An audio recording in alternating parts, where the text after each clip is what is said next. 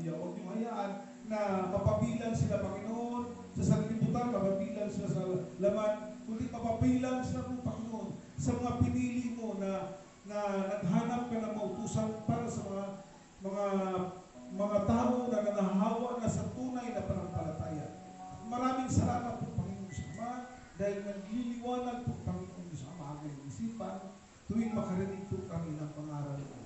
Salamat, Lord God Ama, dahil pinalakas niyo po, Panginoon, ang aming mga kalamnan, ang aming mga bubong, ang aming mga litid-litid po, Panginoon, sa espiritual, para kami makatayo po, Panginoon Diyos Ama, makaharap sa iyo.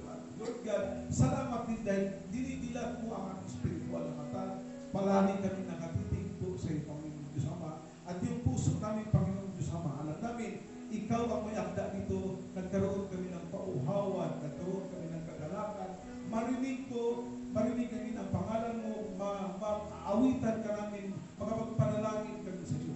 Salamat po, Panginoon Diyos Ama, dahil binago mo lahat. Binago mo ang sirkulasyon ng aming buhay. Ikaw ang nasa gitna, Lord God. Hallelujah. At kami po, Panginoon, dala-dala mo, dala-dala sa iyo, mahiwagang kamay, makapangyarihan. Kamay, dala-dala mo, Panginoon, na binalot niyo po sa dakilang pag-ibig. Salamat, Lord God, dahil sa isang linggo, walang mabigat na karamdaman, Lord God, hallelujah, pagkus kalakasan po, Panginoon Diyos Ama.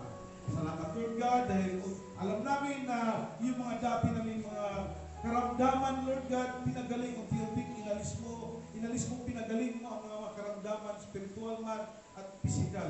At Lord God, manatili, hilingin ko bilang tagapanguna ng iyong iglesia, panatilihin mo po, Panginoon, magliliwanag ang pangalan ni Jesus po, Panginoon, sa aming isipan.